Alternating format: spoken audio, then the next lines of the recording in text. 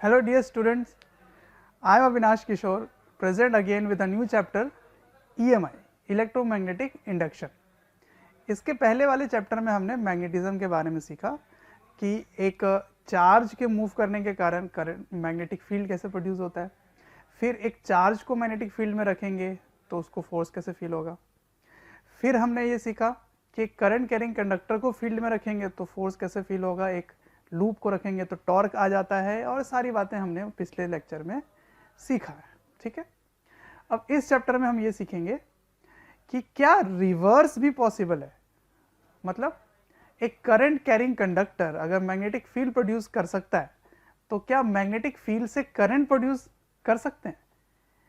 तो इसको फैराडे ने कुछ एक्सपेरिमेंट करके चेक किया। ठीक है, तो एक्सपेरिमेंट ऐसा था कि यहाँ पे एक मैग्नेट को रखा गया और इसके सामने एक कॉइल को रख दिया गया, और यहाँ पे गैल्वेनोमीटर को चेक करने के लिए कि करंट आ रहा है कि नहीं।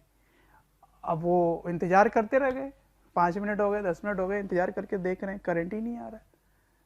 2 घंटे, 4 घंटे, 5 घंटे, पूरा दिन निकल गया, रात भर वो जगे रहे पर करंट ही नहीं आया। बस सुबह उठा, माथा खराब हुआ उनका, मैग्नेट पकड़ा और पकड़ के फेंक दिया। जैसे फेंका वैसे ही देखा कि अरे ये तो करंट ही आ गया यहाँ पे। तब उन्होंने ये चीज़ देखा कि मैग्नेट को रखने से करंट नहीं आता है। तो फिर से उस मैग्नेट को वो सामने लाए और जैसे ही इसके पास लेकर गए वैसे ही इसमें करंट फ्लो होने लग गया।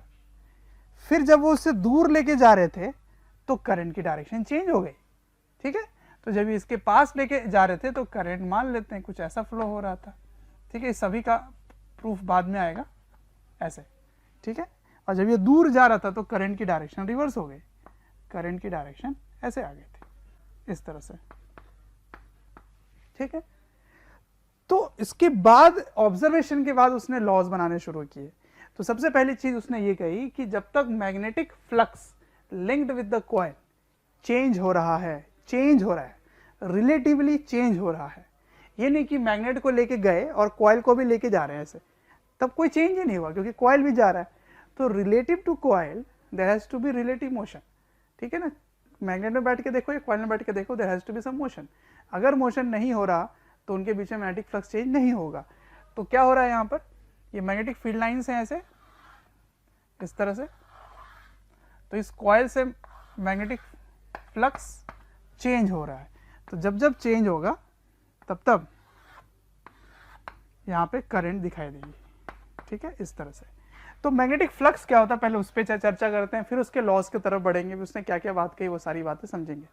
तो मैग्नेटिक फ्लक्स को कैसे डिफाइन करेंगे। It is a number of magnetic field lines passing through a given area.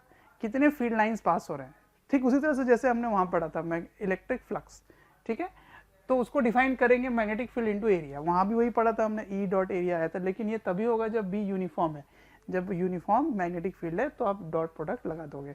ठीक है, अगर ये इस तरह से है कि मैग्नेटिक फील्ड और एरिया वेक्टर के बीच का एंगल थीटा है, एरिया वेक्टर का डायरेक्शन देखने आता है आपको, सरफेस के परपेंडिकुलर एंड अवे होगा। ठीक है, परपेंडिकुलर एंड अवे, तो इधर भी हो सकता है और इधर भी हो सकता है। ठीक है, तो प्रीफरेबली हम एरिया वेक्टर उधर ही लेंगे जिधर मैग्नेटिक फील्ड होगी। ठीक है, काम आसान करने के लिए। ठीक है, अगर बी नॉन यूनिफॉर्म है, if B is non uniform, B is non uniform, अगर ये नॉन यूनिफॉर्म है तो आपको इंटीग्रेशन का सहारा लेना पड़ेगा। ठीक है, एक और बात यहां नोट करना है, over a close loop this value comes out to be 0। This is called Gauss law in magnetism. ठीक है, मैग्नेटिज्म में Gauss law E dot D A is Q in by epsilon naught था वहां पे electrostatics में। Magnetism में B dot D A over a close loop equals to 0। इसका मतलब यह है कि मैग्नेटिक मोनोपोल एग्जिस्ट नहीं करता है। ठीक है, मतलब जितने फील्ड लाइन निकल रहे हैं वो घूमकर ऐसे वापस आएंगे यहीं पर ही। ठीक है ना, तो एक लूप बनेगा, ये इसका मतलब है। ये मैक्सवेल के इक्वेशन में भी आएगा, मैं बस इंट्रोड्यूस कर रहा हूँ आपको। Over a close loop B dot D A equals to 0, मतलब no magnetic monopole exist, dipole exist करेंगे, 2 पोल एग्जिस्ट करेंगे, एक से निकल रहा होगा दूसरे से एंटर कर रहा होगा। ठीक है, टर्मिनेशन नहीं होता उसमें। तो एक कैलकुलेशन करके देखते हैं इस फॉर्मूले को कि अगर बी नॉन यूनिफॉर्म है तो मैग्नेटिक फ्लक्स कैसे कैलकुलेट करेंगे। इसमें तो सिंपल हो गया, डॉट कर दो, काम खत्म। अब मैं करंट कैरिंग कंडक्टर ले रहा हूँ, पुराने चैप्टर का सब यूज होने वाला है भाई, तो अगर आपको नहीं पता है तो आप पुराने वीडियोस देख सकते हैं जाके मैग्नेटिज्म के। तो पहले 2 लेक्चर में इस पे हमने फील्ड कैलकुलेशन का काम किया था, ठीक है। अब ये इनफाइनाइट करंट कैरिंग कंडक्टर के कारण इस लूप के अंदर आप फ्लक्स कैलकुलेट करने वाले हैं। तो देखो यहाँ पे मैग्नेटिक फील्ड कुछ और है, यहाँ कुछ और है, यहाँ कुछ और है, यहाँ कुछ और है, यहाँ पे वेरी करता जा रहा है। तो therefore this formula will be applicable.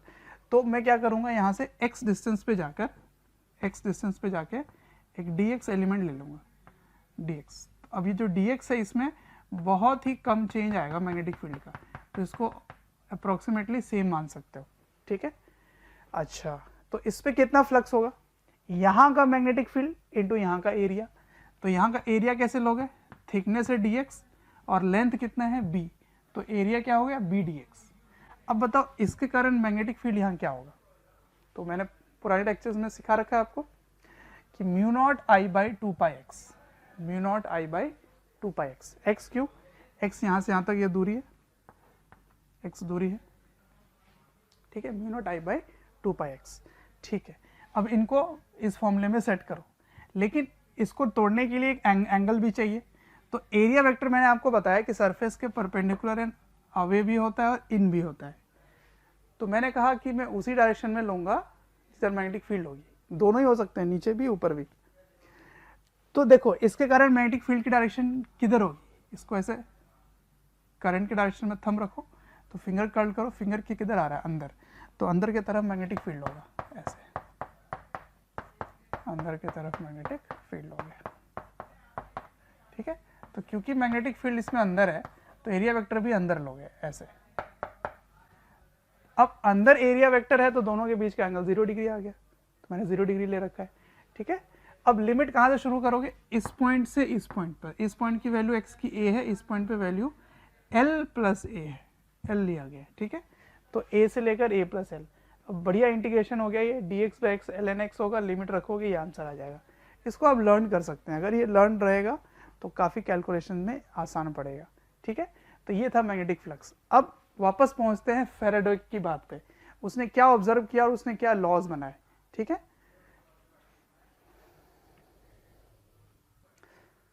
Faraday's law, Faraday's law में क्या समझ में आया है, उसके एक्सपेरिमेंट से कंक्लूजन निकल रहा है। क्या निकल रहा है जरा देखते हैं इस पॉइंट को। देखो जब ये मैग्नेट इसके पास आ रहा था तो करंट की डायरेक्शन ऐसी थी कि इसको अपोज करना चाह रहा था ये, ठीक है। और जैसे जैसे ज़्यादा स्पीड से अगर पास कर रहा था तो ईएमएफ ज़्यादा इंड्यूस हो रही थी।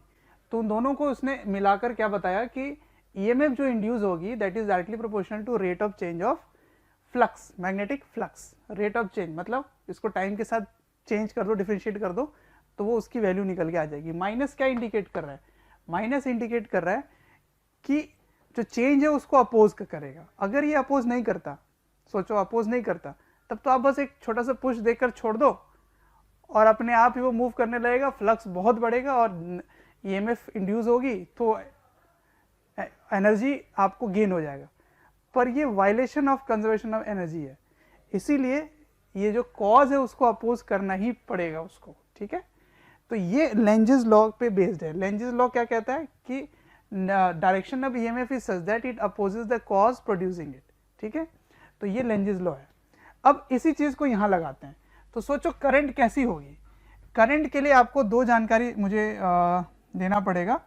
एक की जो नॉर्थ पोल है, नॉर्थ से मैग्नेटिक फील्ड बाहर निकल रहा होता है, तो अगर आपको नॉर्थ पोल चाहिए तो करंट इस तरह से होनी चाहिए, ठीक है। देखो ऐसे करके बाहर निकलेगा ना मैग्नेटिक फील्ड, तो बाहर हो गया डॉट, तो नॉर्थ पोल से करंट बाहर निकल रहा, मैग्नेटिक फील्ड बाहर निकल रहा होता है, नॉर्थ से बाहर निकल रहा होता है। तो नॉर्थ से बाहर कब निकलेगा, जब करंट की डायरेक्शन कैसी होगी, एंटी क्लॉकवाइज होगी, ठीक है। और दूसरी जानकारी आपको ये रखनी है कि साउथ को आप ऐसे लिख सकते हैं ना, इस तरह से साउथ बना सकते हो, ऐसे एस। तो करंट की डायरेक्शन अगर इस तरह से है तो साउथ होगा, और साउथ में क्या होता है, मैग्नेटिक फील्ड अंदर जाता है इनटू द प्लेन। तो जब भी इनटू द प्लेन आएगी तो साउथ पोल बनेगा, ठीक है। इसी चीज़ को यहाँ लगाना है। तो नॉर्थ अगर पास आ रहा है तो नॉर्थ यहाँ पर बनना चाहिए, तो उसको अपोज ये करेगा। वो कैसे बनेगा, जब करंट की डायरेक्शन इस तरह से होगी। अब करंट की डायरेक्शन कैसे बनेगी, आपको नॉर्थ चाहिए, उल्टा उल्टा कर रहा हूँ मैं, उल्टा, ये नॉर्थ है तो यहाँ भी नॉर्थ चाहिए, तो नॉर्थ के लिए करंट की डायरेक्शन ऐसी होगी।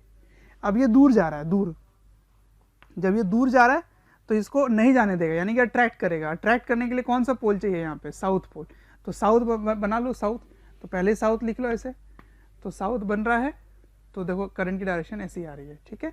उसके बाद उसने क्या ऑब्जर्व किया, अगर ज़्यादा तेज फेंक रहे हैं तो ज़्यादा ईएमएफ इंड्यूस हो रहा है, ठीक है, इसीलिए चेंज ज़्यादा तो ईएमएफ ज़्यादा। तो ये हो गई बात। अब इस डायरेक्शन चेक करने के लिए मैं 3 एग्जांपल दे रहा हूँ आपको, फटाफट जल्दी से क्विकली देख लेते हैं। इसमें क्या हो रहा है कि करंट, इसमें मैग्नेटिक फील्ड जो है वो अंदर की तरफ बढ़ रहा है, dB dt इज पॉजिटिव, अंदर की तरफ बढ़ रहा है, तो अंदर की तरफ बढ़ रहा है तो इसमें करंट की डायरेक्शन ऐसी होगी, करंट की डायरेक्शन ऐसी होगी कि इसको अपोज करेगा। तो सोचो करंट कैसी हो, अंदर फील्ड है तो बाहर होना चाहिए, तो बाहर होने के लिए करंट इस डायरेक्शन में होना चाहिए, ऐसे, ठीक है। तो इस तरह से करंट हो तभी उसके कारण मैग्नेटिक फील्ड बाहर होगी, तो ये इसको अपोज करेगा। अगर यही dB dt नेगेटिव होता तो अंदर की तरफ कम हो रहा है तो अंदर की तरफ वो बढ़ाना चाहेगा। बढ़ेगा कैसे, अंदर की तरफ तभी बढ़ेगा जब करंट ऑपोजिट डायरेक्शन में होगी, ठीक है। तो this is called induced current, induced current. तो इंड्यूस करंट तभी प्रोड्यूस होगा जब ये कंडक्टिंग होगी, जब ये कंडक्टिंग रिंग होगी, ठीक है। ईएमएफ इंड्यूस हर केस में हो सकता है, लेकिन करंट तभी होगा जब एक कंडक्टर होगा। अब नेक्स्ट केस लेते हैं, मैग्नेटिक फील्ड कांस्टेंट है लेकिन ये जो लूप है वो आगे बढ़ रहा है, तो देख रहे हो यहाँ पे एरिया बढ़ रहा है ना, यहाँ पे एरिया बढ़ रहा है, तो इस डायरेक्शन में फील्ड बढ़ रहा है, तो उसको कम करना चाहेगा, तो कम तभी होगा जब करंट ऐसी निकलेगी, ऐसे, तो करंट की डायरेक्शन इस तरफ से होगी, ठीक है ना, ऐसे बाहर। अब इसमें देखो क्या है, इसमें ये खुद ही अंदर जा रहा है, तो अंदर जा रहा है तो एरिया इसमें ही बढ़ रहा है, तो एरिया बढ़ रहा है तो फ्लक्स बढ़ रहा है, तो इसमें करंट ऐसी होगी कि इसको अपोज करेगा, तो डॉट है बाहर तो अंदर की तरफ ऐसे क्रॉस बनेगा, तो करंट इस तरह से बनेगी। ये क्या कर रहा हूं मैं, बार बार करंट के कारण फील्ड देख रहा हूं, करंट के कारण फील्ड देख रहा हूं, और वो फील्ड ऐसी होगी कि इसके ऑपोजिट होगी, तो ये डॉट हो गया ऐसे अंदर की तरफ, जबकि फील्ड इसमें बाहर है तो अपोज करना चाहेगा, ठीक है ना। तो ये करंट की ये बेसिक बातें हो गई। अब क्वेश्चन करते हैं, इसमें सॉल्व करते हैं, देखते हैं कि मैग्नेटिक फील्ड फ्लक्स किस किस तरीके से चेंज हो सकता है, ठीक है। तो मैग्नेटिक फ्लक्स देखते हैं कौन कौन से फैक्टर पर डिपेंड करता है। मैग्नेटिक फ्लक्स का फॉर्मूला क्या निकल के आया था, बी ए कॉस थीटा। अब देखो या तो बी चेंज करे, या तो एरिया चेंज करे, या थीटा चेंज करे, इनमें से कोई भी एक चेंज होगा तो मैग्नेटिक फ्लक्स चेंज हो जाएगा, ठीक है। तो सबसे पहले केस लेते हैं जिसमें बी चेंज कर रहा है। तो देखो पहले केस लिया मैंने, बी इस तरह से डिपेंड कर रहा था, टाइम के साथ वेरी कर रहा था, ठीक है। और मैंने एक क्वेश्चन लिया, ये कंडक्टिंग लूप है, कंडक्टिव लूप जिसकी रेडियस आर है, और यहाँ पे मैग्नेटिक फील्ड इस तरह से है जो चेंज हो रहा है, ठीक है, बढ़ रहा है। तो सबसे पहले करंट की डायरेक्शन बताओ किधर होगी, टाइम बढ़ रहा है ना, टाइम बढ़ता जाएगा तो ये भी बढ़ता जाएगा, तो यानी कि फ्लक्स अंदर की तरफ बढ़ रहा है, तो अगर ये बढ़ रहा है तो उसको कम करना चाहेगा। कम कैसे होगा, करंट ऐसी होगी कि इसके ऑपोजिट करंट फील्ड होगी, करंट के कारण फील्ड होगी, तो ऐसे करंट बढ़ेगा तभी फील्ड बाहर आएगा, तो this is the direction of current, induce current, ठीक है। ठीक है, ये बात समझ आ गया। अब इसमें फ्लक्स क्या होगा, magnetic field into area, area क्या होगी, पाई आर स्क्वायर, करेक्ट। तो अब इसको डिफरेंशिएट कर दो, तो डिफरेंशिएशन में ये सारे टर्म तो कांस्टेंट है, केवल टी वेरी करेगा, तो बस इसका डिफरेंशिएशन सिंपल हो गया। एंगल देखो क्योंकि ये इस प्लेन में है, तो एंगल मैंने बोला था प्रिफरेबली हम एरिया वेक्टर उधर ही लेंगे जिधर मैग्नेटिक फील्ड होगी, तो उनके बीच का एंगल 0 डिग्री आ जाएगा, तो पाई आर स्क्वायर, और इसका डिफरेंशिएशन b1 हो गया। तो माइनस इंडिकेट कर रहा है केवल करंट की डायरेक्शन ऑपोजिट होगी, ठीक है। अच्छा, और ज़्यादा कुछ नहीं इसमें समझना है कि माइनस क्या है। अगला क्वेश्चन लेते हैं, इसमें क्या हो रहा है कि ये जो करंट मैंने लिया है ना, अभी जस्ट मैंने लिया था, ये मैग्नेटिक फ्लक्स कैलकुलेट करवाया था, ये जो करंट है वो इस तरह से वेरी कर रहा है टाइम के साथ, एक्सपोनेंशियल फंक्शन है करंट ये वाली, ठीक है। तो बताओ इसमें ईएमएफ क्या होगी, ये क्वेश्चन है। तो इसको करने के लिए इंटीग्रेशन से बढ़ने से आसान होगा कि फॉर्मूला को यूज़ कर ले। मैंने कहा था ये फॉर्मूला याद कर लेना बड़ा आसान, बड़ा ही काम का है, ये सेव करेगा टाइम। तो ये फ्लक्स का फॉर्मूला हो गया, ठीक है। अब इसको डिफरेंशिएट करना है, लेकिन डिफरेंशिएशन में सारे टर्म कांस्टेंट नहीं है, ये वेरी कर रहा है, this is the variable term, current is varying. तो अगर करंट वेरी कर रहा है तो सबसे पहले इस करंट के कारण अंदर में मैग्नेटिक फील्ड होगी, है ना, इस डायरेक्शन में मैग्नेटिक फील्ड होगी। अच्छा, उसको हम बाद में यूज़ करेंगे। अब सुनो, इस आई की वैल्यू यहाँ रखो, तो I naught E raise to minus alpha T, बाकी सारे टर्म कांस्टेंट है, ये सब कांस्टेंट है। तो अगर आप डिफ्रेंशिएट करो, इसको डिफ्रेंशिएट करो, तो ये एज इट इज़ ऐसा का ऐसा रह जाएगा, क्योंकि ए प्लस एल बाई ए सब तो कांस्टेंट ही है, तो केवल ये डिफ्रेंशिएट होगा। मैंने यहाँ से ऐसे सेम टू सेम लिख दिया, इसलिए मैं टाइम वेस्ट नहीं कर रहा हूँ। तो इसका डिफिनेशन ई के पावर में एक्स का डिफिनेशन क्या होगा, सेम टर्म होगा, पर इसका कोफिशिएंट जो है वो आगे आ जाएगा, ई के पावर माइनस अल्फा टी। तो ये भी माइनस, ये भी माइनस, तो माइनस माइनस प्लस हो जाएगा। ठीक है, तो इस टाइप का जो ग्राफ है, इसका एक्सपोनेंशियली टाइम बढ़ाओ तो ये कम होने लगेगा, तो ऐसा होगा कुछ।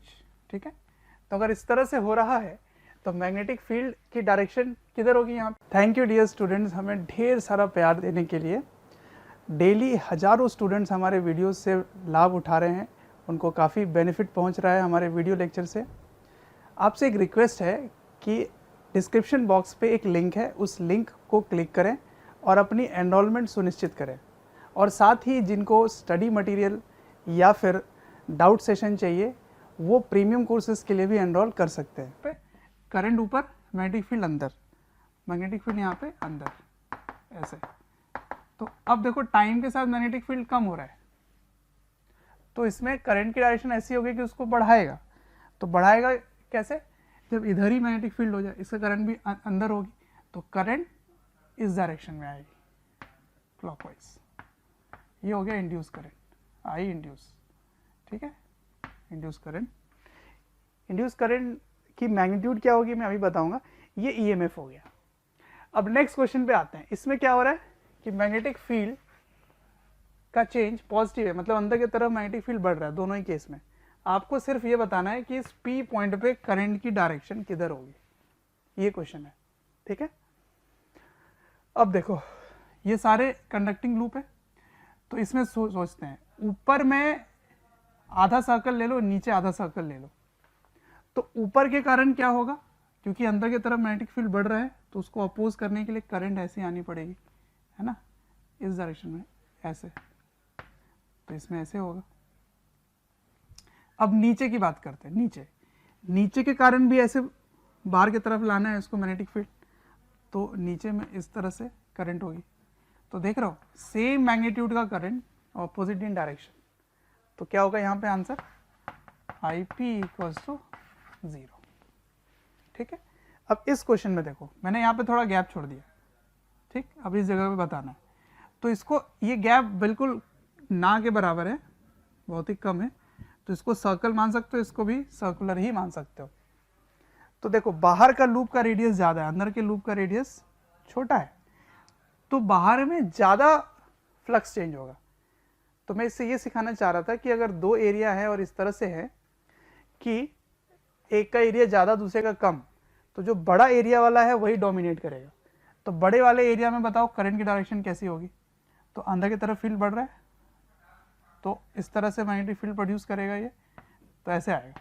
अब इस पॉइंट को देखना, क्योंकि ये लूप जो है वो कंप्लीट है, तो करंट ऐसे आ जाएगा इधर, इस डायरेक्शन में ऐसे। अब अगर आपको एक कॉन्ट्राडिक्टरी पॉइंट लगेगा कि इस लूप में करंट ऑपोजिट आना चाहिए था ऐसे, पर इसमें इधर जा रहा है, वो इसलिए क्योंकि बाहर वाला लूप जो है वो डोमिनेटिंग है। ठीक है, इस चीज़ को आप इससे भी समझ सकते हैं। मान लो एक ऐसी लूप ले रहा हूं मैं ऐसे, ठीक है, तो अगर यही मैग्नेटिक फील्ड है, ठीक है, और अंदर की तरफ मैग्नेटिक फील्ड बढ़ रहा है, तो बताओ करंट की डायरेक्शन किधर होगी। तो करंट, ये बड़ा एरिया है ना, तो इसको देखो, तो इससे फील्ड अंदर है, तो बाहर आना चाहेगा ऐसे, ठीक है, बाहर, तो इस तरह से करंट होगी ऐसे, तो इसके कारण करंट बनेगा। तो देख रहे हो, इस छोटे से में अगर आप निकालना चाहते तो आपसे मिस्टेक हो सकता है कि ये इधर आएगा अपोज करने के लिए, लेकिन उसके एरिया कम है, तो ये डोमिनेट करेगा। तो ये सिंपल सी बात हो गई। एक और कैलकुलेशन लेते हैं और उसमें देखते हैं कि क्वेश्चंस क्या क्या है। तो अब फ्लक्स चेंज करने का नेक्स्ट मेथड की तरफ बढ़ते हैं। ठीक है, इस मेथड में पहले वाले में मैंने बी चेंज किया, दूसरे वाले में मैं एरिया चेंज कर रहा हूँ। तो case 2 area of loop is changing. देखो कैसे, एक स्लाइडर है जिसका मास m है, लेंथ l है, ये v वेलोसिटी से इधर मूव कर रहा है, ठीक है। तो आप देख रहे हो धीरे धीरे धीरे धीरे इसका एरिया बढ़ता जाएगा, है ना, एरिया बढ़ता जाएगा। तो मान लेते हैं कि अभी इसकी डिस्टेंस x है, तो कुछ समय बाद ये जब यहाँ आ जाएगा तो देखो ये बढ़ गया, एरिया बढ़ गया यहाँ पे, जबकि ना b चेंज हो रहा है ना एंगल चेंज हो रहा है, केवल एरिया बढ़ रहा है। तो यहाँ क्या है ना, सारे के सारे कंडक्टिंग लूप हैं, इसकी रेजिस्टेंस R है। तो क्वेश्चन क्या पूछा गया कि इंड्यूस ईएमएफ बताओ, इंड्यूस करंट बताओ। अब पहले 2 पॉइंट को पहले सॉल्व करते, फिर बाकी का नेक्स्ट क्वेश्चन बताता हूँ मैं आपको। तो ये v वेलोसिटी से जा रहा था, तो मैं मान लेता हूँ किसी भी समय पे इसका जो डिस्टेंस है वो x है, ठीक है, और ये डिस्टेंस l है, क्योंकि स्लाइडर की लेंथ दे रखी है l, तो ये l लेंथ, ये x। तो एरिया बताओ क्या होगा, what is this area, this area equals to l into X, area equals to l into X. अब इसको डिफ्रेंशिएट कर, डिफ्रेंशिएशन, तो डिफ्रेंशिएशन करोगे तो बी एल एक्स, ये दोनों तो कांस्टेंट ही है, ये बाहर हो गया, D x by D T क्या बन गया, वेलोसिटी, है ना। तो अगर क्वेश्चन में ये दिया जाए कि ये वेलोसिटी को कांस्टेंट लेके चलना है, तो क्या ये पॉसिबल है, इसको समझो थोड़ा, देखते हैं। ईएमएफ आ गया बी एल वी, अब उसको रेजिस्टेंस से अगर डिवाइड कर दो तो करंट आ जाएगा B L B by R, current आ जाएगा ना B L B by R, तो करंट आ गया। अब ये करंट की डायरेक्शन पे सारा आंसर छुपा हुआ है, करंट की डायरेक्शन किधर होगी। अब सारे कंसेप्ट लगेंगे बेसिक जो मैंने आपको अभी तक सिखाया, कि करंट की डायरेक्शन ऐसी होगी कि मैग्नेटिक फील्ड जो बाहर है उसको अपोज करना चाहेगा ये, क्योंकि एरिया बढ़ रहा है तो फ्लक्स भी बढ़ रहा है, तो अपोज करना चाहेगा। तो बताओ करंट की डायरेक्शन कैसी होनी चाहिए, बी अंदर है तो करंट ऐसी होगी, तभी फील्ड बाहर आएगा, तो current is anti clockwise, this is the induce current, ठीक है, आई इंड्यूस। अब I equals to B L B by R, EMF को रेजिस्टेंस से डिवाइड कर दो, हो गया करंट। अब ये करंट की डायरेक्शन इधर है, करंट किधर है, ऊपर की ओर, मैग्नेटिक फील्ड किधर है, अंदर की ओर, तो मैग्नेटिक फोर्स किधर होगा। मैग्नेटिक फोर्स का टर्म क्या होता है भाई, मैग्नेटिक फोर्स कहाँ से आ गया, इसमें बताना है व्हाट इज मैग्नेटिक फोर्स क्या होता है। तो अगर आपको नहीं पता क्या होता है तो मेरे पुराने वीडियोस को देखो, मैग्नेटिक फील्ड में मैंने आपको बता रखा है सेकंड लेक्चर में मैग्नेटिक फोर्स क्या होता है। तो magnetic force when a current carrying conductor is placed in a magnetic field then it experiences force, किधर होगी, तो इस फॉर्मूले से देखो, magnetic force is I L cross B, magnetic force is I L cross B. अच्छा, इसमें numbering थोड़ा सा ऊपर नीचे हो गया, ये 3 ही चल रहा है और ये 4 है, हाँ। F external required to maintain in constant velocity, इस क्वेश्चन को समझने के लिए पहले इसको समझना जरूरी है कि ये जो फोर्स है मैग्नेटिक फोर्स, ये आई एल क्रॉस बी में डायरेक्शन किधर होगी, पहले डायरेक्शन पता करो। तो करंट ऊपर है, L को B से क्रॉस करना है, L को B से क्रॉस करना, और L कहाँ होता है, शुरुआत से आखिरी के डायरेक्शन में L होता है, सब कुछ मैंने सिखा रखा है आपको पुराने वीडियोस में। तो ये करंट है, मैग्नेटिक फील्ड अंदर है, तो अंदर की तरफ कर्ल करो, तो थंब किधर आ रहा है, लेफ्ट साइड इधर, तो this is the direction of magnetic force, ये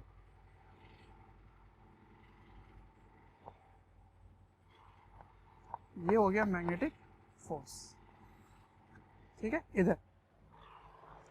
अब मैग्नेटिक फोर्स इधर है, वेलोसिटी इधर है, तब तो वेलोसिटी कम होने लगेगा। तो अगर मुझे कांस्टेंट वेलोसिटी से मूव कराना है तो मुझे एक और फोर्स इधर लगाना पड़ेगा, मुझे एक और फोर्स इधर लगाना पड़ेगा। तो ये है एक्सटर्नल फोर्स और ये है मैग्नेटिक फोर्स। तो जब ये दोनों की वैल्यू बराबर हो जाएगी तो वेलोसिटी क्या हो जाएगा, कांस्टेंट, ठीक है। So when external force is equals to magnetic force, then it becomes constant. So the question was asked, what is the external force required to maintain constant velocity? तो constant velocity maintain करने के लिए आपको magnetic force के बराबर ही external force लगाना पड़ेगा, ठीक है।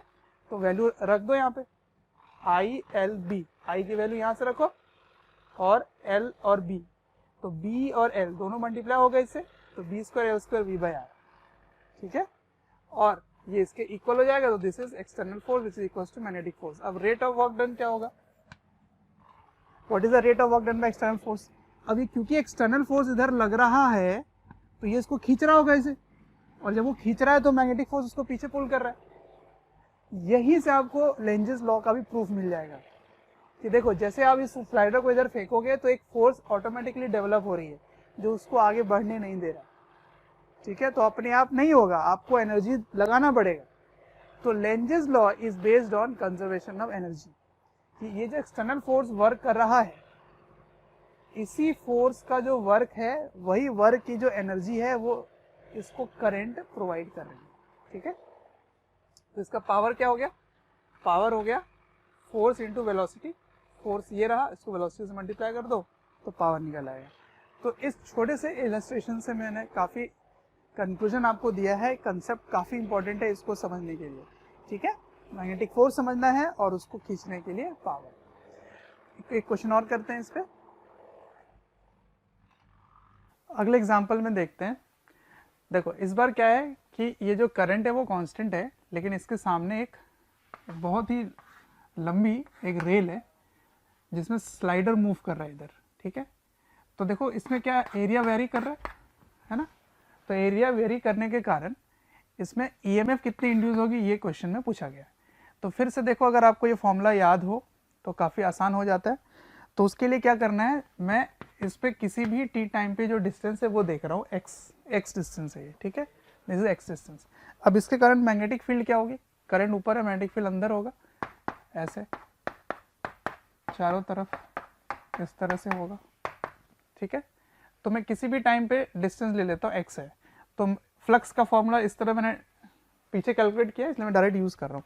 तो mu naught I L by two pi, B के जगह एल है, तो by two pi A plus X by A, ये डिस्टेंस ए प्लस एक्स है, ठीक है। अब सुनो, ईएमएफ निकालना है तो इसको करना है डिफरेंशिएट।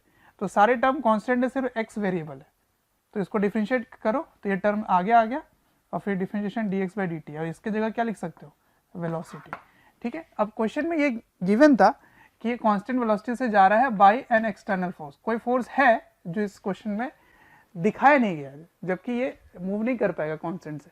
तो गिवन है एक्सटर्नल फोर्स से उसको खींच रहे हैं, कांस्टेंट वेलोसिटी से खींच के ले जा रहे हैं, ठीक है। अच्छा, ये हो गए सारे केसेस एरिया में। अब लास्ट केस पहुंचते हैं जिसमें एंगल चेंज हो रहा है। तो एंगल इसमें कैसे चेंज हो रहा है देखते हैं। यहाँ पे मैंने परमानेंट मैग्नेट दो ले लिए, इसका एक नॉर्थ पोल है, ये साउथ पोल है। तो मैग्नेटिक फील्ड लाइंस इस तरह से जा रहे होंगे फ्रॉम नॉर्थ टू साउथ, ठीक है।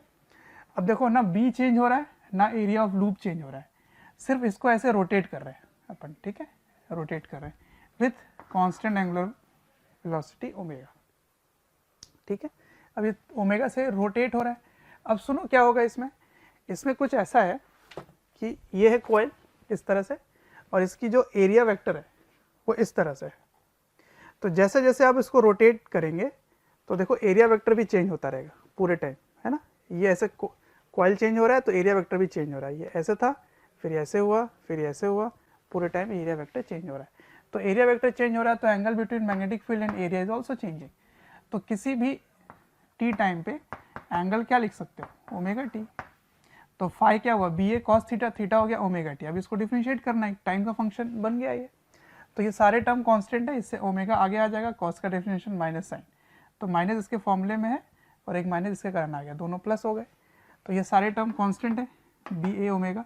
इसको मैंने लिख दिया ई नॉट, तो E equals to E naught sine omega T.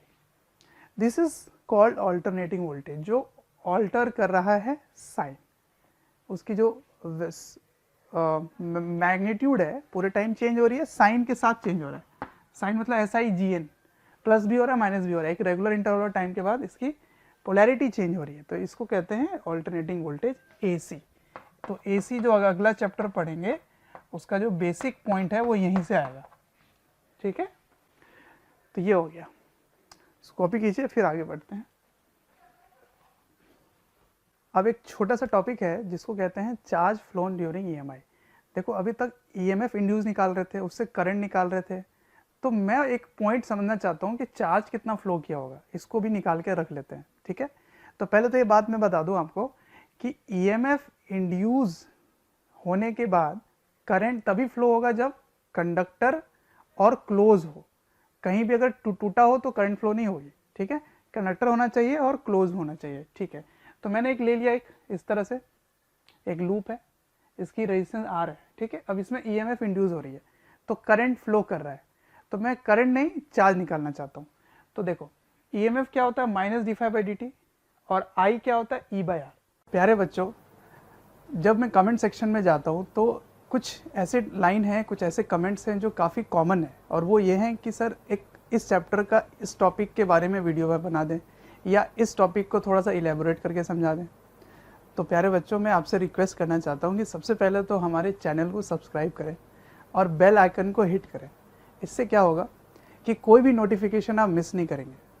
मैं ये इसलिए कह रहा हूँ क्योंकि जिस टॉपिक के बारे में आप पूछ रहे होते हैं या आप रिक्वेस्ट कर रहे होते हैं, वो हमारे चैनल्स में ऑलरेडी वीडियोज़ हैं। आप अगर चैनल विजिट करेंगे तो प्लेलिस्ट भी बने हुए हैं, और प्लेलिस्ट से आप अपने जो डिमांड है, जो आपके पर्टिकुलर टॉपिक्स हैं, उनको आप विजिट करके पढ़ सकते हैं, ठीक है। तो क्योंकि चार्ज निकालना है तो I को लिख सकते हैं dq/dt। तो मैं इस फॉर्मूले में पुट कर रहा हूँ, I की वैल्यू dq/dt, E की वैल्यू माइनस d∅dt, ठीक है, माइनस 1/r आ गया, रेजिस्टेंस है ये, ठीक है। dt कैंसिल, तो अब इंटीग्रेट करो तो इसका इंटीग्रेशन क्या हुआ, चेंज इन फ्लक्स, इसका इंटीग्रेशन क्या हुआ, टोटल चार्ज। तो total charge equals to change in flux divide by resistance, resistance से डिवाइड करो चेंज इन फ्लक्स से, तो चार्ज फ्लो कितना है वो पता चल जाएगा। तो इसको अप्लाई करते हैं क्वेश्चन में, ठीक है। तो देखो इस क्वेश्चन को देखना ध्यान से, फिर से एक long infinite current carrying conductor है, और यहाँ पे एक लूप है जिसका लेंथ और ब्रेथ इसकी डायमेंशन है, यहाँ से डिस्टेंस a है, ठीक है। अब क्वेश्चन है कि इसको मैं रोटेट कर रहा हूँ इस एक्सिस के अबाउट, ये ऐसे था, इसको ऐसे रोटेट करके ऐसे कर रहे हैं, ठीक है। तो आपको ये लगेगा कि इसमें तो फ्लक्स चेंज ही नहीं हुआ, क्योंकि एरिया चेंज नहीं हो रहा है, ठीक है, एरिया चेंज नहीं हो रहा है, और मैग्नेटिक फील्ड जितना पहले था यहाँ से यहाँ तक उतना अभी भी है, तो आपको लगेगा चेंज इन फ्लक्स कुछ भी नहीं हुआ। तो क्वेश्चन यही पूछा है, find the charge flow when it is rotated about this axis, ठीक है। तो ऐसा नहीं है, इसमें क्या चेंज हुआ, तो इसमें चेंज हुआ है, अगर इस केस को मान लो इनिशियल, तो आपने अंदर के तरफ एरिया वेक्टर ले लिया था पॉजिटिव, क्योंकि मैंने कहा था आपको कि मैग्नेटिक फील्ड इसके कारण ऐसा आता है, तो एरिया वेक्टर प्रिफरेबली हम मैग्नेटिक फील्ड के डायरेक्शन में ही लेते हैं। तो पहले 0 डिग्री था, तो initial flux was positive because it was 0 degree, but अब ये 180 डिग्री से रोटेट हो गया, ऐसा हो गया, तो एरिया वेक्टर पहले इस तरह से था, अब वो रोटेट होके ऐसे हो जाएगा। तो फील्ड है अंदर, एरिया वेक्टर है बाहर, तो उनके बीच का एंगल क्या हुआ, 180 डिग्री, तो फ्लक्स इज नेगेटिव, ठीक है, ये नेगेटिव फ्लक्स हो गया। तो इनिशियल नेगेटिव है, इनिशियल पॉजिटिव है, फाइनल नेगेटिव है, तो आपको लगेगा कि चेंज तो 0 हुआ, पर नहीं, आप इसको चेंज करो तो फाइनल माइनस इनिशियल करो तो दो माइनस हो जाएंगे, तो ये 2 बार ऐड हो जाएगा, ठीक है। तो मैग्नीट्यूड इज 2 टाइम्स इनिशियल, ठीक है, this is change in flux. तो बस चेंज इन फ्लक्स पता चल गया, उसको रेजिस्टेंस से डिवाइड कर दो तो चार्ज फ्लो निकल आएगा, तो this is the charge flow, clear. तो बड़ा ही बेसिक सा एग्जांपल दिया, देखो बार बार ये फॉर्मूला यूज हो रहा है, तो इसको अगर याद रखो तो अच्छी बात है, वरना फिर इंटीग्रेशन करना पड़ेगा आपको, ठीक है। अब इसी क्वेश्चन को मैं ले रहा हूँ, देखो दूसरे ढंग से पूछा गया है, इस बार करंट वर्सेस टाइम ग्राफ दिया हुआ है, टाइम और करंट का ग्राफ गिवन है, और क्वेश्चन है कि चेंज इन फ्लक्स क्या होगा ये निकालना है, फाइंड चेंज इन फ्लक्स। देख रहे हो कैसे कैसे लिंक हो रहा है, छोटा छोटा फॉर्मूला मैं आपको दे रहा हूँ, काफ़ी इंपॉर्टेंट होता है। अगर रेजिस्टेंस ऑफ द लूप 5 ओम है तो बताओ चेंज इन फ्लक्स क्या होगा, तो आपको ये फॉर्मूला यूज़ करना है, ठीक है। इस बार आपको ये निकालना, तो ये दोनों अगर पता चल जाए तो आंसर नहीं निकल आएगा। तो इस ग्राफ से करंट और टाइम ग्राफ का जो एरिया होगा, करंट और टाइम ग्राफ का एरिया वो क्या देगा, चार्ज, क्या देगा, चार्ज। तो चार्ज क्या होता है, आई डी टी, मतलब एरिया, एरिया ले लो हाफ बेस इंटू हाइट, तो ये 2 है ये 4 है, तो हाफ बेस इंटू हाइट करो तो 4 आ गया आंसर, ठीक है। अब रेजिस्टेंस गिवन है 5, तो उसको मल्टीप्लाई कर दो तो 20 हो गया। तो मैग्नेटिक फ्लक्स का यूनिट होता है वेबर, वेबर, वेबर याद रखना इसको, ये क्वेश्चन हो गया इसमें सॉल्व, ठीक है। तो सिंपल सा क्वेश्चन लिया था मैंने, और ये कंसेप्ट काफ़ी इंपॉर्टेंट हो जाता है। अब आगे बढ़ते हैं और इस पॉइंट को समझने की कोशिश करते हैं, EMI का कॉज क्या है, क्यों इलेक्ट्रोमैग्नेटिक इंडक्शन होता है, ठीक है। फैराडे ने जो इलेक्ट्रोमैग्नेटिक इंडक्शन की बात कही, वो एक्सपेरिमेंट से उसने बताया कि ऐसा होता है।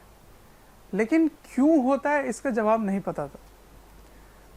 अब कुछ एक्सपीरियंस के बाद हमने ये कंक्लूजन निकाला, क्रॉस कंक्लूजन, जितने भी थ्योरीज हमें पहले से पता थे उससे हमने कंक्लूजन निकाला कि क्यों होता होगा।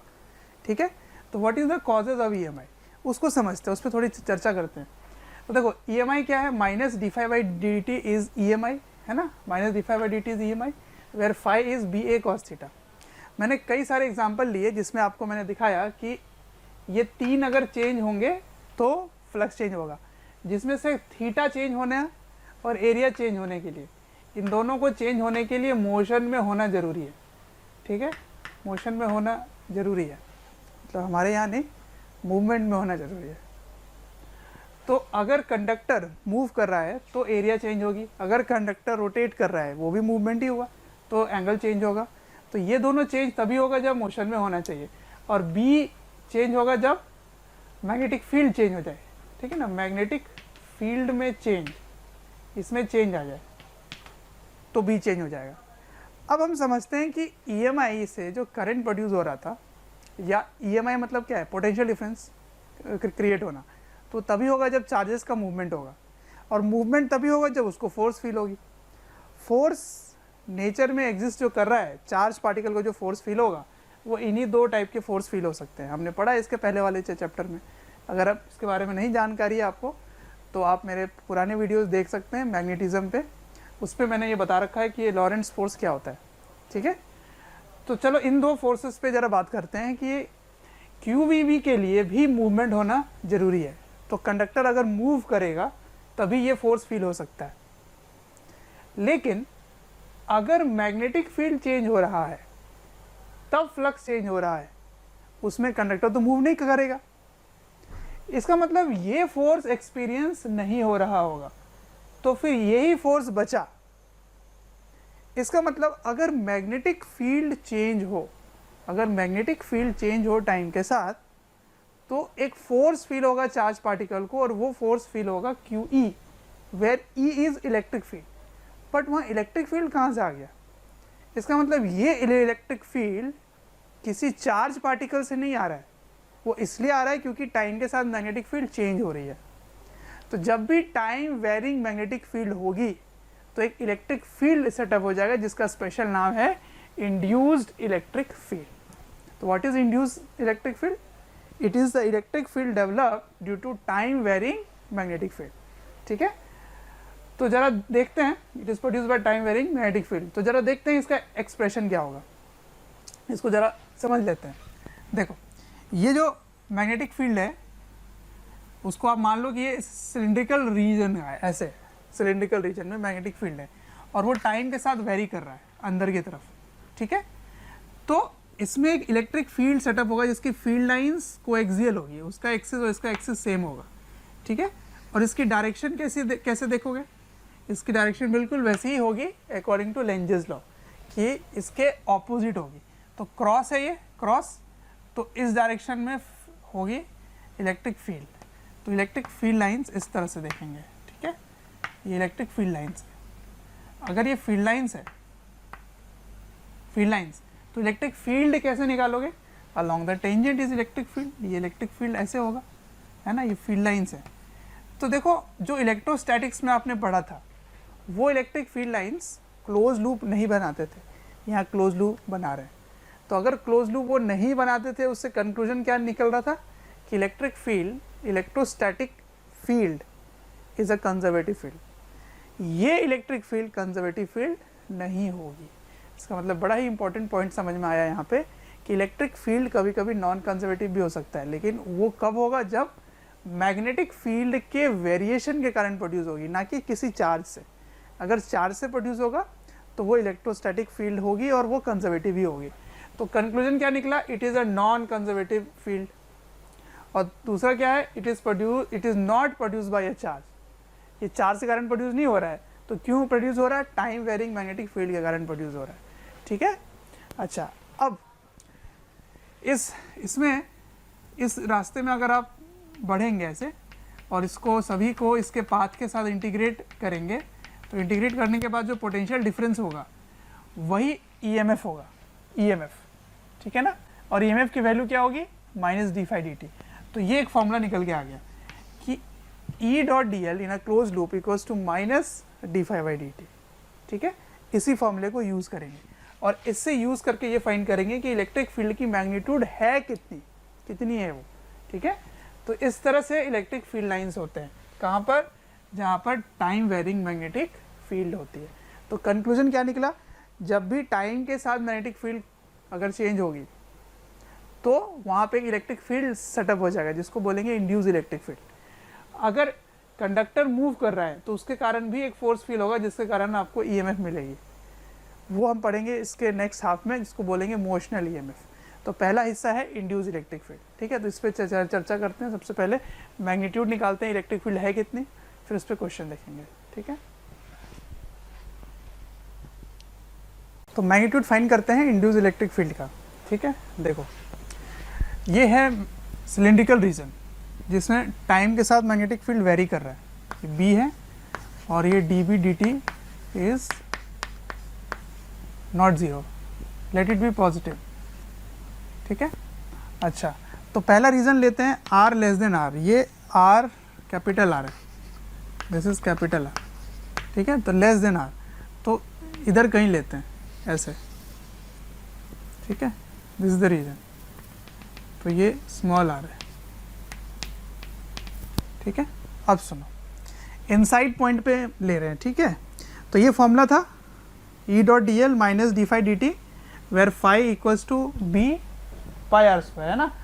फ्लक्स क्या होता है, पाई आर स्क्वायर, तो ये वाली रेडियस तक का जो फ्लक्स है वो लेंगे, इतने तक का। अच्छा, तो इसके जगह रख दो। अब इसको डिफ्रेंशिएट करो, तो ये टर्म तो कांस्टेंट ही है, तो केवल डी बी डी टी रह जाएगा, तो ये टर्म हो गया। अब सुनो, ई और डी एल का मतलब क्या है, जी इस रास्ते से आप जा रहे हो ऐसे क्लोज लूप में ऐसे घूमकर जब यहाँ से यहाँ आ गए तो टोटल पोटेंशियल डिफरेंस क्या हुआ, जितना इंड्यूस ईएमएफ की वैल्यू है।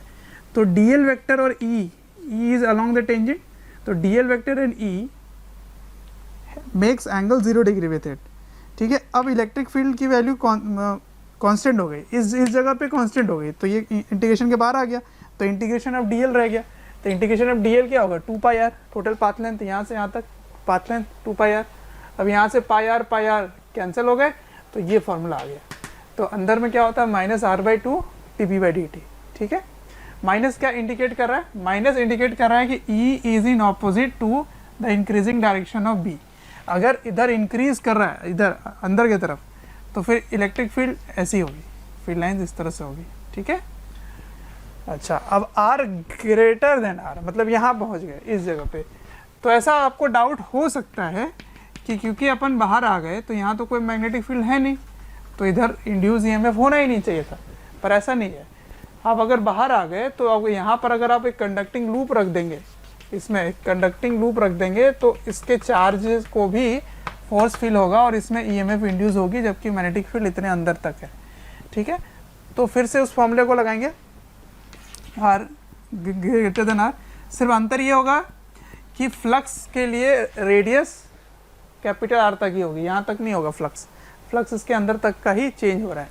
ठीक है, तो अब डिफ्रेंशिएट करो तो D V by D T रह गया, लेकिन इधर डी एल का डिफ्रेंशिएशन 2 पाई आर होगा, मतलब इस पूरे रास्ते में आप चल के आ गए 2 पाई आर, तो 2 पाई आर हो गया, तो पाई ही केवल कैंसिल होगा, आर कैंसिल नहीं होगा, तो आर स्क्वायर बाई 2 आर हो गया।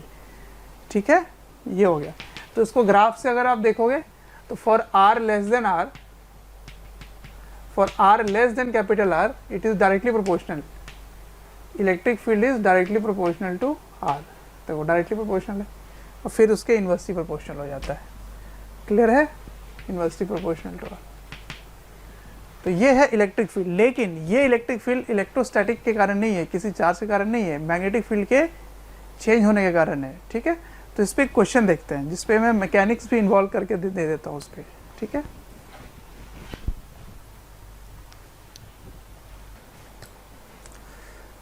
एक क्वेश्चन लेते हैं जिसमें मैकेनिक्स और ये कंसेप्ट काफ़ी मिक्स करके पूछा गया है, बड़ा अच्छा सा क्वेश्चन है। ज़रा देखो इस पॉइंट को, यहाँ एक व्हील है, व्हील वो साइकिल का जैसे पहिया होता है वैसा है, व्हील है, उसके सर्कमफरेंस में चार्ज रखा हुआ है Q। ठीक है, और यहाँ पे स्पोक्स लगे हैं, ये जो स्पोक्स हैं वो मासलेस दिए हुए हैं क्वेश्चन में। ठीक है, सिंपल रखने के लिए।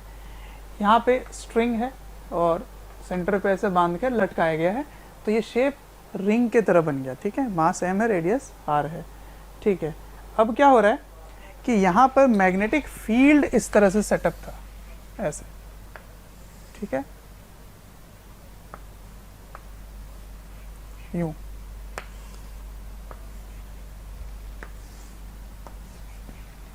इस तरह से यहाँ पे मैग्नेटिक फील्ड है, बी मैग्नेटिक फील्ड तब से ऑन था, है ना, तब से ऑन ही है। अब क्या होता है, सडनली इस मैग्नेटिक फील्ड को ऑफ कर दिया जाता है, सडनली। तो जैसे ही सडनली ये ऑफ होगा तो इमीडिएटली, जस्ट ऑफ करने के बाद इमीडिएटली उस व्हील की एंगुलर वेलोसिटी क्या होगी, ये क्वेश्चन है, ठीक है। क्वेश्चन क्या है कि मैग्नेटिक फील्ड को बंद करने के इमीडिएटली बाद उसकी एंगुलर वेलोसिटी क्या होगी, दिस इज द क्वेश्चन, ठीक है। तो इसको कैसे सॉल्व करें कि देखो यहाँ मैग्नेटिक फील्ड है और ये जो रीजन है ये सिलिंड्रिकल रीजन है, तो सिलिंड्रिकल रीजन में इंड्यूस इलेक्ट्रिक फील्ड सेटअप होगा क्योंकि वो टाइम के साथ चेंज हो रहा है। तो आप इंड्यूस इलेक्ट्रिक फील्ड का फॉर्मूला लगा दो, और कितने दूर तक है ये, कैपिटल आर रेडियस तक है, कैपिटल आर, तो स्मॉल आर की वैल्यू हो गई r/2 d/dt। माइनस मैंने क्यों नहीं लिखा, क्योंकि डायरेक्शन बताता है वो माइनस, तो हमें पता है डायरेक्शन किधर होगा, ठीक है। अच्छा, अब इस इलेक्ट्रिक फील्ड के कारण इस इलेक्ट्रिक फील्ड की डायरेक्शन कैसी होगी बताओ, टाइम के साथ इधर कम हो रहा है, इस डायरेक्शन में कम हो रहा है, यानी कि बढ़ रहा है इधर, है ना। याद करो कैसे मैंने बताया था कि जिधर फॉल होगा, जिधर कम होगा, उसके ऑपोजिट डायरेक्शन में इलेक्ट्रिक फील्ड होगी। तो इस डायरेक्शन में कम हो रहा है, मतलब इस डायरेक्शन में बढ़ रहा है। बच्चों, अगर हमारे वीडियोस आपको पसंद आते हैं, आपको हमारी जो मेहनत है वो आपको अच्छी लगती है, तो आप हमारे वीडियोस को ज़रूर लाइक करें और शेयर करें। शेयर इसलिए मैं करने बोल रहा हूँ क्योंकि आपके शेयर करने से ज़रूरतमंद बच्चों तक ये वीडियोस पहुँच सकता है, जिनको एक पर्टिकुलर टॉपिक काफ़ी वीक लग रहा है, या एक ऐसा चैप्टर है जिसके बारे में एक पर्टिकुलर टॉपिक उनको अच्छे से पढ़ना है, तो उन तक पहुँच सकता है ये। अंत में मैं आपसे यही कहना चाहूँगा कि आपके स्नेह, अफेक्शन, प्यार देखकर हमारी पूरी मोशन की टीम काफ़ी मोटिवेटेड है आपको क्वालिटी कंटेंट देने के लिए, ठीक है। तो बढ़ने के ऑपोजिट डायरेक्शन में होगी, तो इधर बढ़ रहा है इसके ऑपोजिट डायरेक्शन में, तो ऐसे ना होकर ऐसे होगी, ठीक है ना, इस तरफ से होगी, मतलब इसमें इलेक्ट्रिक फील्ड ऐसे सेटअप हो जाएगा, ऐसे, ये इलेक्ट्रिक फील्ड सेटअप होगा। तो इलेक्ट्रिक फील्ड सेटअप होने से मतलब नहीं है मुझे, फील्ड लाइन से मतलब नहीं है, मतलब है कि इलेक्ट्रिक फील्ड के कारण फोर्स किधर फील होगी, ये बताओ। तो इलेक्ट्रिक फील्ड हमेशा टेंजेंशियल होता है, ऐसे, है ना, ऐसे टेंजेंशियल होता है, तो उसके कारण इलेक्ट्रिक फील्ड के कारण फोर्स फील होगी Q into E, and it acts tangentially, ठीक है, Q into induce field acts tangentially. तो टॉर्क इसके कारण प्रोड्यूस होगी क्योंकि टेंजेंशियली फोर्स लग रहा है ना, ऐसे है तो ऐसे घूम जाएगा वो, तो टॉर्क क्या प्रोड्यूस होगा, force into perpendicular distance, that is r। तो फोर्स यहाँ से रख दो, फिर E को यहाँ से रख दो, तो ये टॉर्क का फॉर्मूला हो गया। अब यहाँ एक और कंसेप्ट लगेगा कि सडनली ये पॉइंट हो रहा है, सडनली, तो सडनली होने के कारण एंगुलर इम्पल्स मोमेंटम इक्वेशन लगा सकते हो क्योंकि सडनली की बात हो रही है। तो एंगुलर इम्पल्स मोमेंटम थ्योरम क्या है, integration of tau D T equals to change in angular momentum, ये एंगुलर मोमेंटम का फॉर्मूला है, चेंज। तो इनिशियली एंगुलर वेलोसिटी 0 था, फाइनली ओमेगा हो जाएगा, तो चेंज क्या हुआ, आई ओमेगा माइनस 0, ठीक है। अब टाउ डी टी क्या होगा, यहाँ से टाउ ये रहा, डी टी यहाँ से मल्टीप्लाई कर दो, तो डी टी हो गया कैंसिल। अब ये सारे टर्म कांस्टेंट है, सब बाहर आ गए, integration of D B equals to change in magnetic field, change in magnetic field. तो चेंज इन मैग्नेटिक फील्ड क्या हुआ, फाइनली 0, इनिशियली बी, तो चेंज इन मैग्नेटिक फील्ड क्या हो गया, change in magnetic field is minus B, ठीक है। लेकिन माइनस इंडिकेट करता है बस डायरेक्शन, और डायरेक्शन मैंने बता दिया है कि कैसे देखेंगे इलेक्ट्रिक फील्ड की डायरेक्शन। तो चेंज अपन यहाँ ले सकते हैं केवल बी, और आई ओमेगा, आई क्या होगा क्योंकि ये रिंग है तो मोमेंट ऑफ इनर्शिया क्या लोगे, mr², तो mr² इंटू ओमेगा, और यहाँ से ओमेगा निकल आएगा, ठीक है। तो ये क्वेश्चन था इंड्यूस इलेक्ट्रिक फील्ड का, मैंने एक अपर लेवल का क्वेश्चन ही ले लिया, एक ही क्वेश्चन लिया मैंने, ठीक है। अब इंड्यूस इलेक्ट्रिक फील्ड वहाँ लगेगा जहाँ पे सिलिंड्रिकल रीजन का फॉर्मूला ये है, इससे केवल सिलिंड्रिकल रीजन का फॉर्मूला है, और हमारे सिलेबस में केवल सिलिंड्रिकल शेप का ही मैग्नेटिक फील्ड चेंज होने वाला मिलेगा आपको, ठीक है। तो ये था इंड्यूस इलेक्ट्रिक फील्ड। अब इसके नेक्स्ट कंसेप्ट की तरफ बढ़ेंगे, मोशनल ईएमएफ की तरफ, ठीक है। तो मोशनल ईएमएफ समझते हैं क्या होता है। मोशनल ईएमएफ में सबसे पहले मैं ट्रांसलेशनल मोशन दिखाऊंगा आपको, ठीक है। मोशन हो रहा है तो ट्रांसलेशन भी हो सकता है, रोटेशन भी हो सकता है। तो ट्रांसलेशनल मोशन देखते हैं। मान लो एक कंडक्टर है जो मैग्नेटिक फील्ड में ऐसे मूव कर रहे हैं, ठीक है। कंडक्टर है, मूव कर रहा है इधर। अब मैंने आपको बताया कि फोर्स का जो फॉर्मूला है वो यही दोनों लगने वाला है, ये है ना, लॉरेंस फोर्स जो होता है। इसके बारे में हमने पढ़ लिया। ये क्यों आया? Because of induce electric field. अब ये क्यों आएगा? बिकॉज ऑफ मोशनल ईएमएफ, है ना। तो इस मोशनल ईएमएफ के बारे में स्टडी करते हैं। तो सुनो, अगर एक कंडक्टर है तो इसके पास इलेक्ट्रॉन्स है जो प्लेंटी ऑफ नंबर्स में है। तो अगर कंडक्टर इधर मूव कर रहा है तो नेगेटिव चार्ज भी इस डायरेक्शन में मूव कर रहा है। तो नेगेटिव चार्ज को फोर्स क्या फील होगा? V cross B। V पर ये पॉजिटिव चार्ज को फोर्स फील होता है, पॉजिटिव को। तो नेगेटिव को किधर फोर्स फील होगा? नेगेटिव को। तो नेगेटिव यहाँ पे एक इलेक्ट्रॉन है, उसको नीचे फोर्स फील होगा। तो सारे इलेक्ट्रॉन नेगेटिव चार्जेस यहाँ आके जमा होने लगेंगे, ठीक है।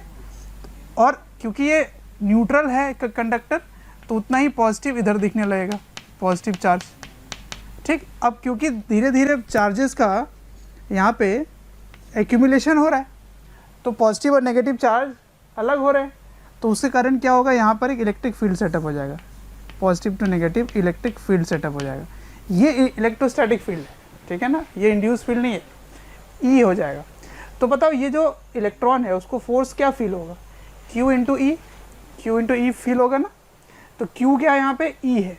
तो ऊपर के डायरेक्शन में फोर्स फील होगा तो वो कितना हो जाएगा? E इंटू ई। अब मैग्नेटिक फोर्स नीचे के डायरेक्शन में फोर्स फील हो रहा है, V क्रॉस B नीचे फील हो रहा था, है ना, ये F मैग्नेटिक था। अब क्या है कि धीरे धीरे चार्ज जमा होना शुरू होगा तो धीरे धीरे इलेक्ट्रिक फील्ड भी बढ़ना शुरू हो जाएगा। तो एक समय क्या होगा कि ये वाला फोर्स और ये वाला फोर्स दोनों इक्वल हो जाएंगे। तो अगर ये इक्वल हो गए तो under equilibrium net force is zero. और फोर्स क्या लग रहा है? यही वाला फॉर्मूला में लग रहा है। तो this is the force that should be equals to zero. तो माइनस ई इधर भेज दो तो जीरो हो गया। तो ई इक्वल्स टू क्या आया? Minus V cross B. तो माइनस वी क्रॉस बी यहाँ पे इलेक्ट्रिक फील्ड आ गया। इसका मतलब इलेक्ट्रिक फील्ड की डायरेक्शन वी क्रॉस बी के ऑपोजिट होगी और वही हो रहा है। देखो वी क्रॉस बी ऐसे कर दो, उसके ऑपोजिट में इलेक्ट्रिक फील्ड सेटअप हो गया, ठीक है। लेकिन मुझे पोटेंशियल डिफरेंस निकालना है बिकॉज मोशनल ईएमएफ से क्या निकालना है? ईएमएफ क्या होता है? पोटेंशियल डिफरेंस, ठीक है। पोटेंशियल डिफरेंस निकालना है। तो potential difference between the ends of the rod वो कैसे निकलेगा? तो इलेक्ट्रिक फील्ड आपको पता है, उसको ई डॉट डी एल कर दो, पोटेंशियल डिफरेंस आ जाएगा। ये हमने इलेक्ट्रोस्टैट्स में भी पढ़ा था। E dot D L equals to potential difference. E ये रहा, इसको यहाँ रखो तो एक माइनस यहाँ दोनों प्लस हो गए। अब ये इंटीग्रेशन हो गया तो ये फॉर्मूला आ गया potential difference across the ends of the rod. तो इनके अक्रॉस पोटेंशियल डिफरेंस क्या आया? ये आ गया। लेकिन अगर v और b यूनिफॉर्म है, दैट इज वेलोसिटी नहीं बढ़ रही है, कांस्टेंट है वो, और b भी कांस्टेंट है, तो ये इंटीग्रेशन के बाहर आ जाएगा। तो dl का इंटीग्रेशन क्या हो जाएगा? l, है ना, यहाँ से यहाँ तक का लेंथ l हो गया। तो ये फॉर्मूला है आपका मोशनल ईएमएफ का, ठीक है। अब सुनो, क्योंकि ये वेक्टर फॉर्म है तो इसको सॉल्व करना इंपॉर्टेंट है। अगर v b l mutually perpendicular है, तीनों आपस में परपेंडिकुलर है, तो v क्रॉस b की जो डायरेक्शन होगी वो l के साथ 0 डिग्री बनाएगा। तो 0 डिग्री बनाने का मतलब क्या हो गया? तीनों का तीनों ये सॉल्व हो गया, v b l हो गया। इसका मतलब ईएमएफ का फॉर्मूला क्या है? b l v। तो आज के बाद से हम क्या याद रखेंगे कि कभी भी कंडक्टर अगर मूव करेगा with a velocity v having length l in a magnetic field b, then the potential difference across the ends of the rod is b l v, ठीक है। इसके एंड पे b l v हो गया। तो उसको आप कैसे ट्रीट करेंगे? उसको ट्रीट करेंगे कि पोटेंशियल डिफरेंस यानी कि ईएमएफ की तरह, एक बैटरी की तरह ये बिहेव करेगा, जिसकी ईएमएफ क्या होगी? BLV। अगर इस कंडक्टर की अपनी एक रेजिस्टेंस है तो वो भी इंटरनल रेजिस्टेंस में आ जाएगा। तो इसको आप हटाकर एक सेल की तरह इसको रिप्रेजेंट कर सकते हैं, हैविंग सम इंटरनल रेजिस्टेंस, और ईएमएफ क्या होगा? E। और E कैसे लिखोगे? BLV, ठीक है। तो आज के बाद से जितने भी क्वेश्चन अपन करेंगे, कंडक्टर अगर मूव कर रहा है तो उसमें पोटेंशियल डिफरेंस क्या लिखोगे? BLV, ठीक है। अब अगर मान लो वेलोसिटी और लेंथ आपस में परपेंडिकुलर नहीं है, वेलोसिटी और लेंथ आपस में परपेंडिकुलर नहीं है, तो कैसे करेंगे? मान लो ये थीटा एंगल है, ठीक है। तो उसी फॉर्मूले को अगर यूज़ करो, इसी फॉर्मूले को यहाँ पे जो लिखा हुआ है, तो V क्रॉस B के बीच का एंगल क्या है? V क्रॉस B के बीच का एंगल तो 90 डिग्री है। अब उसका डायरेक्शन किधर आएगा? तो इसके परपेंडिकुलर आएगा, तो इसके परपेंडिकुलर हो गया ये ऐसे यूँ आपस में। अब V क्रॉस B और L के बीच का एंगल क्या होगा? वही एंगल ढूंढ लेते हैं। तो देखो ढूंढ के देखते हैं, ये थीटा है, ये थीटा है, ये 90 माइनस थीटा हो गया, है ना, ये थीटा है तो ये 90 माइनस थीटा हो गया, ठीक है। तो अब 90 माइनस थीटा यहाँ पे आएगा, L की जगह क्या आ जाएगा? L cos 90 minus theta that is equal to sine theta. तो L इफेक्टिव क्या हो गया? L sine theta. तो इससे मतलब ये समझ में आ रहा है हम लोग को। तो इसको सॉल्व करने पे ये आंसर आएगा। एंगल उनके बीच का देखोगे V क्रॉस B और L के बीच का, तो कॉस 90 माइनस थीटा, इनके बीच का एंगल क्या है? 90 माइनस थीटा है। समझ में आ रहा है? मैं थोड़ा स्पीड में पढ़ा रहा हूँ। V क्रॉस B ऐसे, ये हो गया परपेंडिकुलर, और उनके बीच और किसके बीच का एंगल? L के बीच का एंगल। तो L क्या है? ये वाली L है, ये V क्रॉस B है, तो इनके बीच का एंगल 90 माइनस थीटा है, ठीक है। तो कॉस डॉट खोलोगे तो कॉस होगा कॉस 90 माइनस थीटा, तो L cos 90 minus theta is sine theta. अब इससे रिजल्ट ये समझ के आ रहा है L साइन थीटा तो ये वाली लेंथ है, इसका मतलब वेलोसिटी के परपेंडिकुलर जो लेंथ होगी वही इफेक्टिव लेंथ होगा। तो यहाँ पे L इफेक्टिव लिख सकते हो। L इफेक्टिव क्या होगा? L परपेंडिकुलर टू वेलोसिटी, या फिर इस साइन थीटा को दे दो इसको, तो V साइन थीटा हो गया। उसको कैसे कंक्लूड करोगे? तो V के दो कंपोनेंट ले लो, एक इधर एक इधर, तो वो वाला कंपोनेंट जो लेंथ के परपेंडिकुलर होगा उसी वेलोसिटी को मल्टीप्लाई करोगे इससे, ठीक है। तो इस तरीके से इस चीज़ को कंक्लूड किया जा सकता है। अब मैं कुछ एग्जांपल लेके समझाता हूँ कि अगर ये स्ट्रेट नहीं रहा, कर्व रहा, तो कैसे देखेंगे पोटेंशियल डिफरेंस। फिर हम देखेंगे रोटेट हो रहा है तो कैसे निकालेंगे पोटेंशियल डिफरेंस, या EMF कैसे निकालेंगे, ठीक है। इसको कॉपी कर लीजिए। अगर सरफेस कर्व हो तब कैसे देखेंगे वो ज़रा देख लेते हैं यहाँ पर भी। जैसे ये कर्व है, आधा है, एक रिंग है, आधा है, लेकिन ये कंडक्टिंग है, ठीक है। तो ये इस तरह से चल रहा है, इसकी वेलोसिटी इधर है। तो आप देखो अगर ध्यान से, तो इसकी जो परपेंडिकुलर लेंथ है, परपेंडिकुलर लेंथ वो यहाँ पर है, ऐसी है, ये आ गई परपेंडिकुलर लेंथ। तो ये कितना है? 2r है। तो यहाँ पर क्या होगा? इस जगह पे V क्रॉस B है, तो इधर पॉजिटिव चार्ज और इधर नेगेटिव चार्ज जमा हो जाएंगे, ठीक है। तो इनके एंड्स पे आपको पोटेंशियल डिफरेंस मिलेगा आपको। तो L effective is the distance between distance of extreme closing ends. Extreme closing ends के बीच का जो डिस्टेंस है जो वेलोसिटी के परपेंडिकुलर होगा वही वाला लेंथ, दैट इज 2r। तो मोशनल EMF से कितना आएगा? BL, L कितना है? 2r इंटू V, ये हो गया। लेकिन अगर ये सरफेस इस तरह से जाए, ऐसे घूम रहा हो, अब देखो, अब अगर देखो तो ये वाले जो एक्सट्रीम एंड्स है, एक्सट्रीम एंड्स वो पैरेलल है, this extreme ends is parallel, this is parallel to velocity, ये वेलोसिटी है, ये L है। तो इसका मतलब कोई पोटेंशियल डिफरेंस डेवलप नहीं होगी। तो बिल्कुल सही बात है, डिफरेंस डेवलप नहीं होगी तो A और B D दोनों का पोटेंशियल सेम होगा। लेकिन यहाँ पर हो सकता है, यहाँ पर इन दोनों के बीच में पोटेंशियल डिफरेंस डेवलप हो सकती है। तो परपेंडिकुलर लेंथ वेलोसिटी के परपेंडिकुलर होता है, तो इस वेलोसिटी के परपेंडिकुलर लेंथ ये वाली आएगी। तो what is L effective? L effective is R। तो L effective is R, so E is BRV across A and C, ये C हो गया, इसके अक्रॉस और इसके अक्रॉस डेवलप होगा, ठीक है। अच्छा, अब अगर कंप्लीट लूप हो जाए, कंप्लीट हो जाए सर्कुलर, तब कैसे करेंगे? तो देखो इस पे टोटल EMF अगर देखा जाए तो वो 0 होगा, लेकिन इसको अगर तोड़ के देखो, इतना तोड़ दो, इसको तोड़ दो, तो ये ऐसा ही हो गया। तो इसको कैसे ट्रीट कर सकते हैं? एक बैटरी है जिसकी EMF BLB, L कितना है? 2R, ठीक है, 2R है यहाँ पे पोटेंशियल डिफरेंस, और इसमें भी वही वैसा ही होगा। तो अब अगर ध्यान से देखो, अपना वो बेसिक नियम लगाओ जो आपने सेल के बारे में पढ़ा होगा, तो पोटेंशियल डिफरेंस नेट क्या बन गया? E नेट इक्वल्स टू 0, क्योंकि प्लस प्लस माइनस माइनस इसमें कनेक्टेड है तो 0 होगा। और अगर आप फैराडे लॉ से इस चीज़ को देखो तो फ्लक्स में कोई चेंज नहीं आ रहा है, एरिया उतना ही है ना। जब ये मूव करेगा तो इसके अंदर जो फ्लक्स है वो कांस्टेंट रहेगा पूरे टाइम, तो EMF 0 होगी। लेकिन इंडिविजुअली पार्टिकल को फोर्स फील हो रहा है, तो इसके एंड्स पर पोटेंशियल डिफरेंस डेवलप होगी, इसके एंड्स पर पोटेंशियल डिफरेंस डेवलप होगी यहाँ और यहाँ पे, तो ये आएगा, ठीक है ना। अगर इन दोनों के बीच में पूछा जाए इनके बीच में, तो बिल्कुल पोटेंशियल डिफरेंस डेवलप होगी। ठीक है, तो ये था मोशनल ईएमएफ। अब इस पे एक क्वेश्चन करेंगे, ठीक है, जिसमें सर्किट भी इन्वॉल्व रहेगा। ठीक है, तो एक सर्किट वाला प्रॉब्लम करके देखते हैं। सर्किट में देखो कैसा है, यहाँ पर ये है एक कंडक्टिंग स्लाइडर जिसकी लेंथ L है और उसकी रेजिस्टेंस R दे रखी है। ठीक है, ये V वेलोसिटी से मूव कर रहा है इधर, और यहाँ पे मैग्नेटिक फील्ड है B, यूनिफॉर्म है हर जगह। तो क्वेश्चन ये पूछा गया है कि इसमें करंट और इसमें करंट कितना फ्लो करेगा इसके मूव करने के कारण, ये क्वेश्चन है। तो मैंने क्या कहा था आपको कि एक कंडक्टर अगर मैग्नेटिक फील्ड में मूव करे तो उसके कारण ईएमएफ इंड्यूस होता है, और वो मोशनल ईएमएफ से ईएमएफ कितना निकल के आता है, BLV। उसको आप रिप्लेस कर सकते हो एक सेल के तरह, लेकिन उस सेल का पॉजिटिव टर्मिनल किधर होगा, नेगेटिव टर्मिनल किधर होगा, वो कैसे देखेंगे। तो V क्रॉस B ऊपर की तरफ आ रहा है, तो ऊपर की तरफ हो गया पॉजिटिव टर्मिनल और नीचे नेगेटिव टर्मिनल, और इसकी इंटरनल रेजिस्टेंस हो गया R। तो ये हो गया क्वेश्चन आपके लिए, ये एक ईएमएफ है, इंटरनल रेजिस्टेंस R है। ठीक है, दिस इज द क्वेश्चन।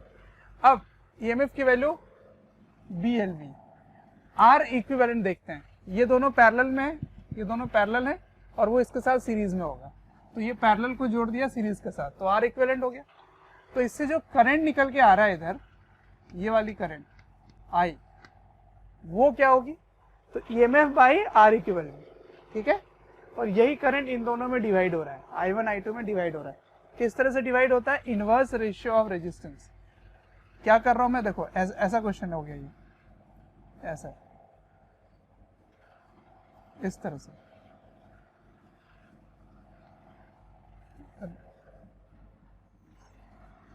हाँ इस तरह से। ठीक है, तो ये R1 है, ये R2 है, और ये I है। ठीक है, तो यहाँ I1 आ रहा है, यहाँ पे I2 आ रहा है।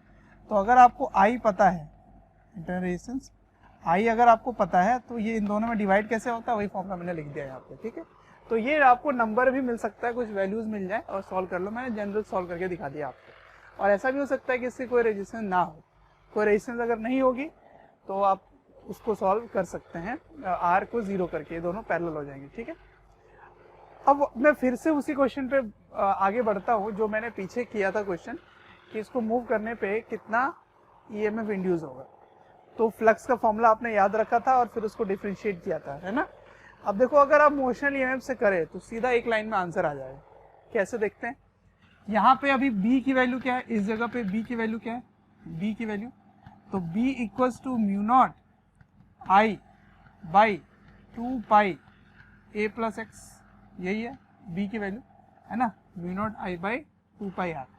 अब EMF क्या होता है, BLV, ये L और V दोनों आपस में परपेंडिकुलर है, तो BLV लगा सकते हो।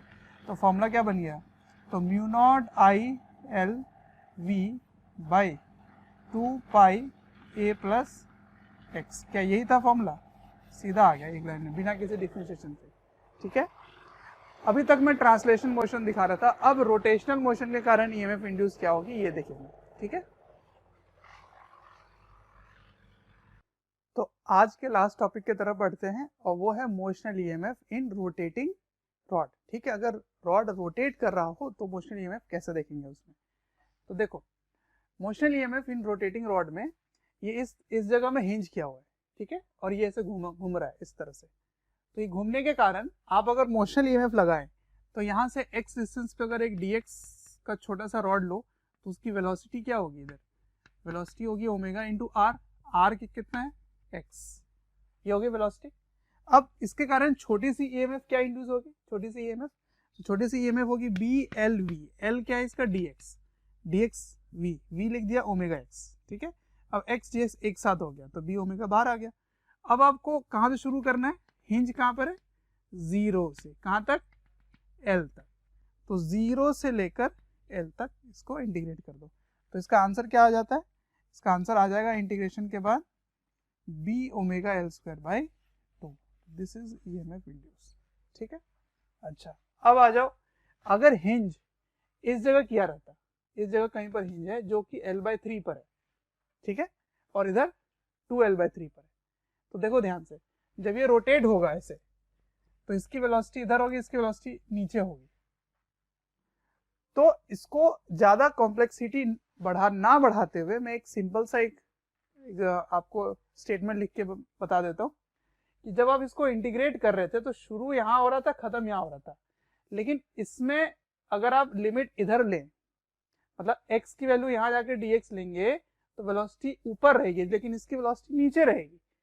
तो जब आप लिमिट लगाएंगे ना तो इसको नेगेटिव लगा दो, -L/3 से लेकर +2L/3 तक, तो अपने आप ही वो एक पोलैरिटी ऑफ सेल होकर ऐड हो जाएगा। इसको आप कैसे ट्रीट करते हैं, छोटे छोटे कई सारे सेल्स हैं जिसमें माइनस प्लस करके वो जुड़ रहा है, तभी वो टोटल ईएमएफ निकल के आ रहा है।